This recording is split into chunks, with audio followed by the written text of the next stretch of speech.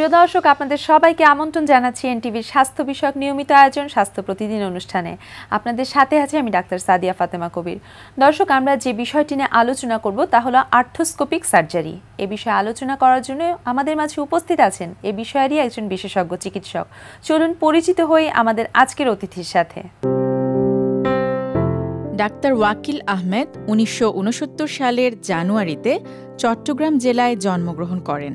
তিনি 1993 সালে Sylhet medical college থেকে এমবিবিএস ডিগ্রি লাভ করেন। এরপর তিনি চিকিৎসা বিজ্ঞানে উচ্চতর এমএস ডিগ্রি অর্জন করেন। বর্তমানে তিনি শহীদ তাজউদ্দিন মেডিকেল কলেজের অর্থোপেডিক সার্জারি বিভাগের সহকারী অধ্যাপক হিসেবে কর্মরত আছেন। আপনাকে আমন্ত্রণ জানাচ্ছি আমাদের অনুষ্ঠানে। ধন্যবাদ সাদিয়া। স্যার, আমাদের আজকের বিষয় হচ্ছে আর্থ্রোস্কোপিক সার্জারি। স্যার, আমি শুরুতেই জানতে চাইবো যে আর্থ্রোস্কোপিক সার্জারি বলতে আমরা কি বুঝি? আর্থ্রোস্কোপিক সার্জারি হচ্ছে অস্থিসন্ধির একটা আধুনিক চিকিৎসা ব্যবস্থা, যার মাধ্যমে দেখেন এটা একটা হাঁটুর মডেল, এটা একটা অস্থিসন্ধি।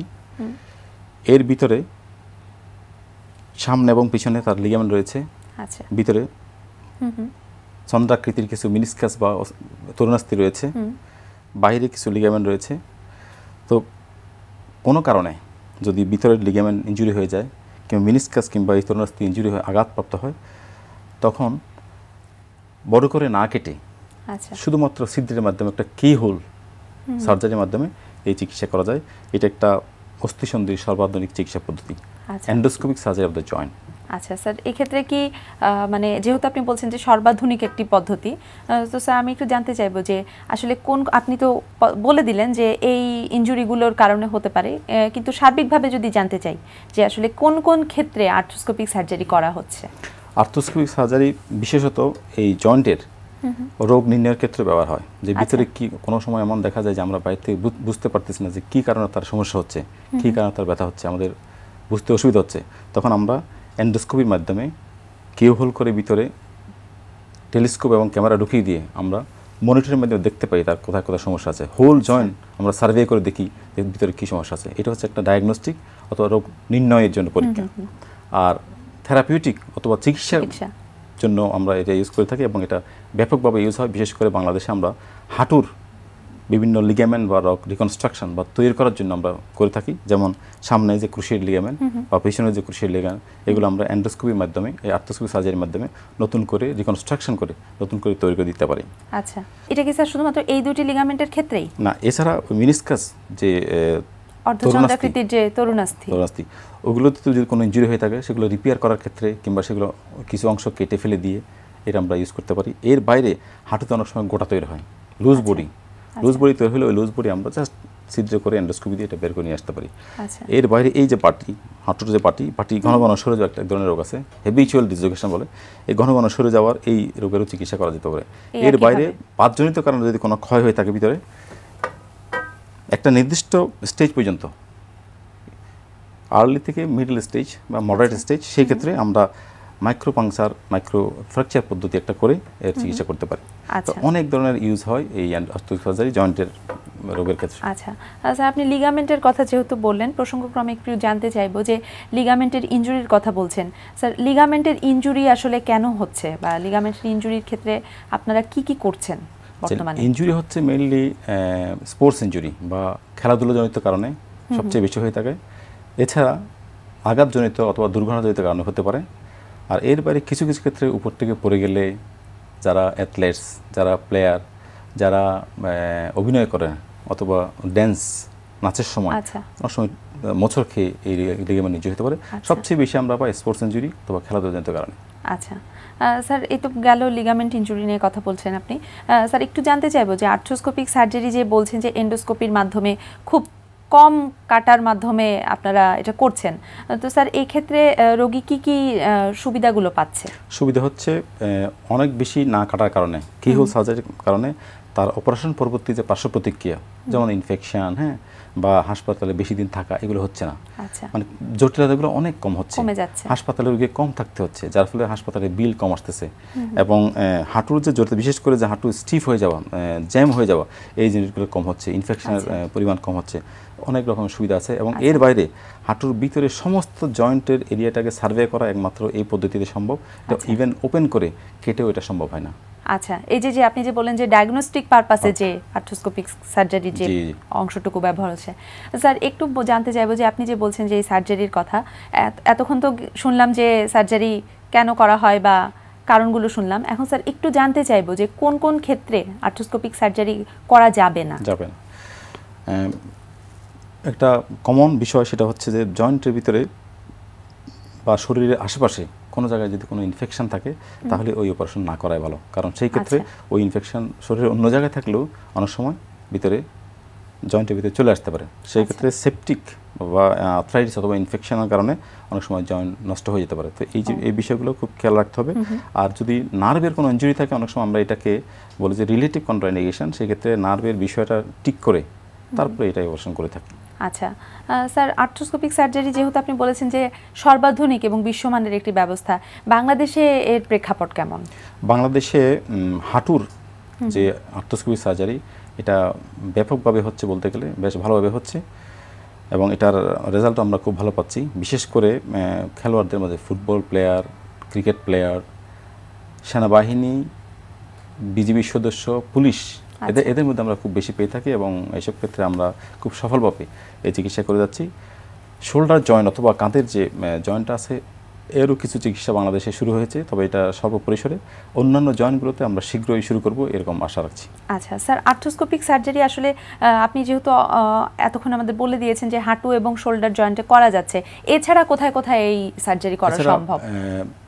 উরুর যে joint, hip joint, ankle joint অথবা গোড়ালির যে জয়েন্ট, এলবো জয়েন্ট এবং রিস্ট জয়েন্ট, এই সব জয়েন্টে করার ব্যবস্থা আছে। তো ওই জয়েন্টের এখন আমাদের দেশে সেইভাবে শুরু হয়নি, তবে আমরা কাজ করে যাচ্ছি তাড়াতাড়ি শুরু করার জন্য। আচ্ছা স্যার, এখন একটু জানতে চাইবো যে আর্থ্রোস্কোপিক সার্জারির মাধ্যমে যে আপনি যে বলেছেন ডায়াগনস্টিক পারপাসটা, এইটার ক্ষেত্রে স্যার আপনারা কেমন সাড়া পাচ্ছেন? ডায়াগনস্টিক পারপাস সারা রোগীরা যখন আমাদের কাছে আসে, তো দেখা যায় যে আমরা থেরাপিউটিক বিষয়টা নিয়ে বেশি আসে ইউজুয়ালি, কারণ আর্থ্রোস্কোপি তো ইনভেসিভ, অর্থাৎ এটা ভিতরে ছিদ্র করেই দেখতে হয়, সেই জন্য ডায়াগনস্টিক বিষয়টা একটু কম, তবে থেরাপিউটিক বা চিকিৎসা ব্যবস্থাটা একটু বেশি। কারণ হচ্ছে যে আরও অনেক পদ্ধতি আছে, যেমন এমআরআই করে আমরা বুঝতে পারি, যে ওই এমআরআই করে বুঝতে পারি যে তার লিগামেন্ট কোনটা ছিঁড়া কোনটা ভালো, বা মিনিসকাস তার তরুণাস্থি কোনটা ছিঁড়া কোনটা ভালো। তো এমআরআই এবং অন্যান্য আধুনিক পদ্ধতি রয়েছে রোগ নির্ণয় করার জন্য, সেই জন্য ইনভেসিভ প্রসিডিউরে গিয়ে ডায়াগনস্টিক যেটা রোগ নির্ণয়ের ক্ষেত্রে এই বিষয়টা আমরা কম করে থাকি। তবে যখন আমরা থেরাপিউটিক করি, একই সাথে অন্যান্য সবগুলো স্ট্রাকচার, সবগুলো জিনিস ভিতরে দেখে একবার চলে আসে। আচ্ছা স্যার, লিগামেন্ট ইনজুরির কথা যেহেতু উঠেছে, একটু জানতে চাইবো যে লিগামেন্ট ইনজুরির কোন পর্যায়ে গেলে আপনারা সেটাকে আর্থ্রোস্কোপিক সার্জারিতে চিন্তা করে থাকেন যে আর্থ্রোস্কোপিক সার্জারি এখন করা যাবে? লিগামেন্ট ইনজুরি আমরা বুঝি তখন যখন রোগী কোনো একটা আঘাতজনিত কারণে প্রথম দিকে একটু ফুলা, একটু ব্যথা নিয়ে আসে, পরবর্তীতে যখন ফুলা এবং ব্যথা কমে যায় তখন কিছু কিছু লক্ষণ তারা বলে থাকে, যেমন একটু জোরে হাঁটতে গেলে কিংবা একটু দৌড়াতে গেলে পায়ের ব্যালেন্স নষ্ট হয়ে যায়, তারা বলে যে পা খুলে যেতে, জয়েন্ট খুলে যেতে পারে, একটু পড়ে যেতে পারি, সারাক্ষণ একটা টেনশন কাজ করে, মাথা একটা মানে নার্ভাসনেস কাজ করে, তারপরে উঁচু নিচে হাঁটতে তাদের অসুবিধা হয়, উরু বা থাইয়ের মাংসপেশিগুলো চিকন হতে থাকে, পা দুর্বল মনে হয়, এরকম কিছু লক্ষণের কথা তার অলওয়েজ একটা ইনসিকিউরিটি ফিল করে জয়েন্টে, বাইরে থেকে বোঝাই যায় না, তো মনে হয় সুস্থ, কিন্তু রুগী নিজেই বুঝে যে সে কি ইনসিকিউর ফিল করে।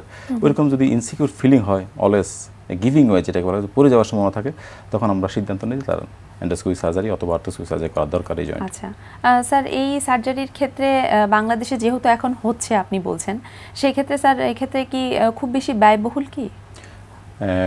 সিঙ্গাপুর, থাইল্যান্ড কিংবা ইন্ডিয়ার তুলনায় আমাদের খরচ অনেক কম। অনেক বলতে গেলে সিঙ্গাপুরে যে অপারেশন 20 লাখ টাকা খরচ হয়, বাংলাদেশে হয়তো সেটা 1 লাখ টাকার ভিতরে করাচ্ছে, এরকম। তো খুব একটা ব্যয়বহুল আমি বলবো না। আচ্ছা, সেই তুলনায় অনেক কম। অনেক কম। স্যার, যেহেতু লিগামেন্টের কথা উঠেছে, স্যার লিগামেন্টগুলো আসলে আমাদের একটু প্রাসঙ্গিকভাবে জানতে চাইবো যে লিগামেন্টগুলোর আসলে কাজটা কি? হ্যাঁ, এই জয়েন্টের প্রতিটা লিগামেন্টের অনেক কাজ, যে জয়েন্টের ভিতরে যে লিগামেন্ট সামনে ক্রুশিয়েট, পিছনে ক্রুশিয়েট বা সাইডে যে কোলেটারাল লিগামেন্ট এবং ভিতরে যে মিনিসকাস বা তরুণাস্থি, এগুলা একটা জয়েন্টের স্টেবিলিটি অথবা দৃঢ়তা বজায় রাখার জন্য সাহায্য করে। সেটা উপরে নিচে দৃঢ়তা বা সাইডে সাইডে দৃঢ়তা, এগুলো না থাকলে এমন হয় যে হাঁটার সময়, দৌড়ানোর সময় জয়েন্ট সাইডে চলে যেতে পারে, সামনে চলে যেতে পারে বা ঘুরে যেতে পারে। সেই জন্যই রোগী সেই ইনসিকিউরিটিগুলো ফিল করে থাকে, যেটা আপনি আগে বলেছেন। স্যার, আপনাকে অসংখ্য ধন্যবাদ আমাদেরকে অনেক গুরুত্বপূর্ণ তথ্য জানানোর জন্য। আপনাকেও ধন্যবাদ এবং এনটিভি সবাইকে ধন্যবাদ। প্রিয় দর্শক, জেনে নিলাম আর্থ্রোস্কোপিক সার্জারি সম্পর্কে বেশ কিছু গুরুত্বপূর্ণ তথ্য। আশা করি তথ্যগুলো আপনাদের উপকারে আসবে। আজকের শিশুদের ব্যায়ামের এপিসোডে আমরা ইউজ করব খুব সাধারণ এবং সবাই চেনেন এমন একটা প্রপস, সেটা হচ্ছে স্কিপিং। স্কিপিংটা হচ্ছে যে বলা যায় one of the most effective way to burn calories. যখন কার্ডিও অ্যাক্টিভিটির ক্ষেত্রে অনেকে মনে করেন যে খুব অনেক বড় ট্রেডমিল বা অনেক বেশি দামি সাইকেল বা অনেক কিছু না হলে পরে বুঝি ক্যালোরি বার্ন করা যাচ্ছে না। আবার শিশুদের ক্ষেত্রেও তারা মনে করেন যে হ্যাঁ, খুব বেশি মানে মুভমেন্ট হয়তো তার খুব একটা দরকারি না বা উপযোগী হবে না। সেক্ষেত্রে আমরা স্কিপিংয়ের কথা বলতে পারি যে স্কিপিংটা খুবই ইফেক্টিভ ক্যালোরি বার্নের ক্ষেত্রে। পাশাপাশি শিশুর জন্য ক্যালোরি বার্ন না, তার শরীরের গঠনটা ঠিক হওয়ার জন্য, তার স্ট্যামিনা বিল্ড আপের জন্য এবং টোটাল বডি একটা ওয়ার্কআউট হিসেবে স্কিপিংটা কিন্তু খুব সহজেই ইউজ করা যায় এবং উচিত। আর আরেকটা হলো যে এটার করার জন্য যেহেতু খুব একটা জায়গার প্রয়োজন হয় না এবং খুব বেশি ওজন না হলে পরে এক্ষেত্রে খুব বেশি সেফটি মেজারও নিতে হয় না, ফলে এটা যে কোনো সময় আপনারা ব্যবহার করতে পারেন। তো আমরা এবার দেখব যে স্কিপিংয়ে কীভাবে বিভিন্ন ভেরিয়েশন করে আপনি শিশুর ব্যায়ামের জন্য এটি খুব ইন্টারেস্টিং ওয়েতে উপযোগী করে নিতে পারেন। আমাকে এখানে হেল্প করবে লিও। ওকে, প্রথমে আমরা দেখব যে নর্মাল স্কিপিং একটা রেঞ্জে। ওকে লিও, স্টার্ট।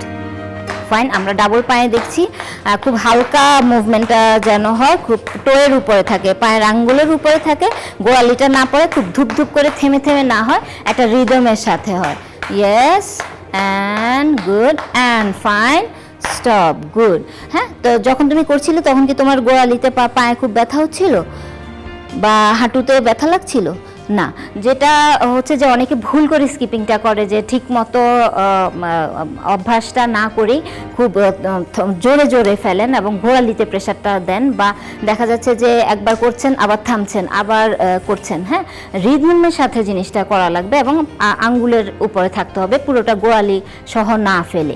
তো যখন বাচ্চারা এইভাবে মুভমেন্টটা করবে, অভ্যস্ত হয়ে যাবে, তখন আপনি অল্প অল্প করে একটু ভেরিয়েশন ইউজ করতে পারেন, যে একটা প্রপসে কীভাবে বিভিন্ন রকমভাবে করা যাবে। তো আমরা দেখলাম যে বেসিক মুভ যখন শিশু করতে করতে অভ্যস্ত হয়ে যাবে, তখন ভেরিয়েশনের জন্য আপনি বিভিন্ন ধরনের এর ভেতরে চেঞ্জ আনতে পারেন। ওকে লিও, গো।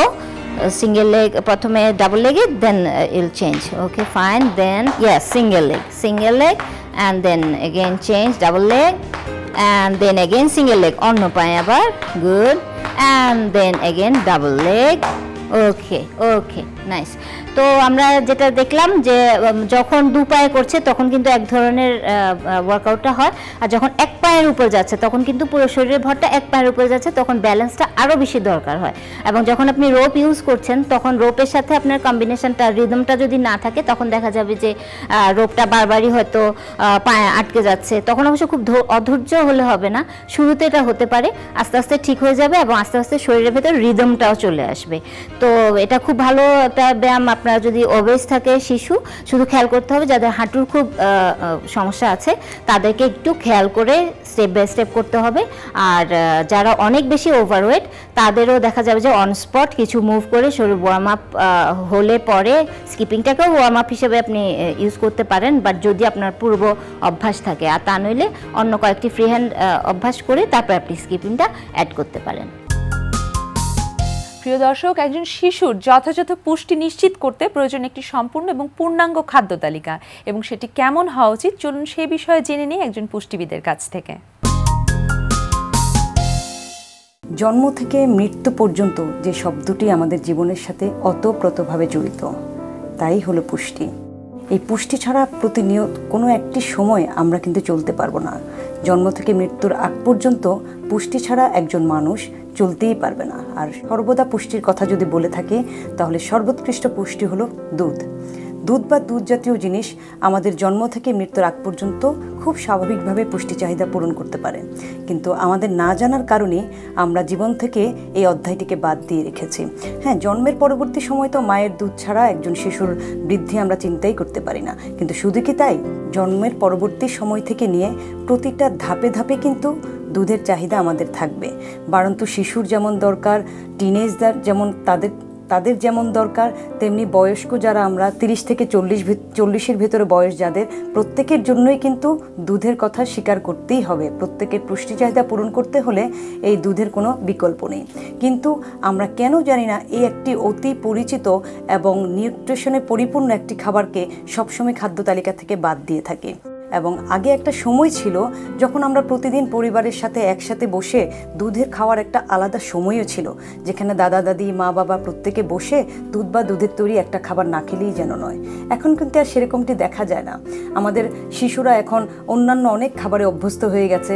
আমরা তাদেরকে অনেক ধরনের খাবার দেই, আমরা ফাস্টফুডের প্রতিযোগিতায় নেমে গেছি, অনেক বাজে খাদ্যাভ্যাস, চিপস জুস সব কিছু দেই, কিন্তু ভুলেই গেছি দুধের মতো একটি উপকারী খাবারের কথা। যদি পুষ্টির কথা বলি তাহলে দুধ হলো সর্বোৎকৃষ্ট এবং ক্যালসিয়ামে পরিপূর্ণ একটি খাবার, যেটা আমার একটি বাড়ন্ত শিশু থেকে শুরু করে মৃত্যুর আগ পর্যন্ত একটা মানুষের ক্যালসিয়ামের চাহিদা এবং প্রোটিনের চাহিদা পূরণ করে থাকে। দুধের প্রোটিন, যার নাম হলো ক্যাজিন, এবং দুধের প্রোটিন আমি কখনোই আর অন্য কোনো খাবার থেকে পরিপূরক হিসেবেও পাবো না। যাদের ডায়াবেটিস আছে, ডায়াবেটিসের রোগীর জন্য সবসময় দুধের প্রোটিনটি খুবই জরুরি। ইনসুলিন যারা নিয়ে থাকেন তাদের ইনসুলিনটি কাজ করতে সাহায্য করে এই দুধের প্রোটিন। এবং রাতের 1 গ্লাস দুধ একজন সুস্থ মানুষ, একজন অসুস্থ মানুষ দুজনের জন্যই পরিপূরক খাবার হিসেবে কাজ করে। যখন অসুস্থ অবস্থায় কোনো খাবারই খেতে ইচ্ছে করে না, তখন কিন্তু 1 গ্লাস দুধই যথেষ্ট, কারণ দুধকেই কিন্তু বলা হয় আদর্শ খাবার, যার মধ্যে পরিপূর্ণ রয়েছে ভিটামিন, মিনারেলস, কার্বোহাইড্রেট, প্রোটিন এবং ফ্যাট। এবং অনেকেই দুধের ফ্যাটকে ভয় পান। 100 মিলিগ্রাম দুধের মধ্যে মাত্র 13 গ্রাম ফ্যাট রয়েছে, যা আমার বডিতে সম্পূর্ণভাবেই কিন্তু ইউটিলাইজ হয়ে যায়। দুধের শর্করা, যার নাম ল্যাকটোজের কথা জানে না এমন মানুষের সংখ্যা কিন্তু খুবই কম, কিন্তু আমরা খুব অনায়াসে ল্যাকটোজ থেকে সরে যাই। আমরা যদি জানতাম এই ল্যাকটোজ আমার শরীরের জন্য কতটুকু উপকারী, তাহলে কিন্তু অনায়াসে খাবারটিকে আমরা নিতাম। এবং খুবই মজার ব্যাপার হলো, দুধের এই ল্যাকটোজ অর্থাৎ দুধের শর্করা কিন্তু দুধ ছাড়া অন্য কোনো খাবার থেকেই মিলবে না, এবং ল্যাকটোজ ছাড়া একজনের শরীরে কিন্তু কখনো ক্যালসিয়ামই অ্যাবজর্ব হবে না। তাহলে একটি খাবার অন্য একটি খাবারের কিন্তু পরিপূরক এবং হজমে সহায়ক। কাজেই খাবারটাকে পরিপূর্ণতা দিতে এবং শরীরের সম্পূর্ণ পুষ্টি চাহিদা পূরণের জন্য কিন্তু আমরা জেনে বুঝে খাবারগুলোকে অ্যালোকেশন করব। তার মধ্যে প্রতিদিনের খাবারে অবশ্যই আমরা দুধকে যুক্ত করব। সকালে এবং রাতে ঘুমের আগে 1 গ্লাস দুধ আমাদের জন্য অবশ্যই সহায়ক, এবং রাতের উষ্ণ 1 গ্লাস দুধ কিন্তু আপনাকে সারা রাত ঘুমের জন্য সাহায্য করবে এবং যে কোনো মানসিক দুশ্চিন্তা থেকে দূর করবে। দুধের শর্করা অ্যান্টি ক্যান্সার প্রপার্টিজ হিসেবে কাজ করে, কাজেই আমরা কখনোই খাদ্য তালিকা থেকে দুধটিকে বিয়োগ করব না, সবসময় এর সঙ্গে থাকব। প্রিয় দর্শক, এবারে থাকছে আপনাদের জন্য আমাদের আজকের হেলথ টিপস।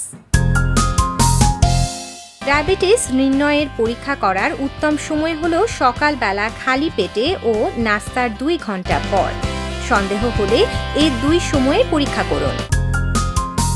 প্রিয় দর্শক, আমাদের অনুষ্ঠান সম্পর্কে আপনার যে কোনো মতামত বা পরামর্শ লিখে পাঠাতে পারেন এই ঠিকানায়। প্রযোজক স্বাস্থ্য প্রতিদিন, এনটিভি, বিএসসি ভবন, 7তলা, 102 কাজী নজরুল ইসলাম এভিনিউ, কারণ বাজার, ঢাকা 1215। ফ্যাক্স 914338 থেকে 7 পর্যন্ত, অথবা ইমেইল করুন স্বাস্থ্যপ্রতিদিন@ntvpd.com এই ঠিকানায়। প্রিয় দর্শক, স্বাস্থ্য প্রতিদিনের আগামী পর্বে আপনাদের জন্য যা থাকছে। কারো এরকম হয়, কোনো ব্যক্তির এরকম হয় যে তারা সারাদিন পরিশ্রম করেন কিন্তু দিন শেষে ওনারা ঘুমাতে পারেন না। তখন তাদের মধ্যে এক ধরনের বিপর্যয় তৈরি হয়। নিদ্রাহীনতার জন্য আপনার ধরেন যে প্রচণ্ড অস্থিরতা হতে পারে, মানুষের রাগ কন্ট্রোল করার ক্ষমতা কমতে পারে, ইনসমনিয়া বলে থাকি, ইনসমনিয়া বলি।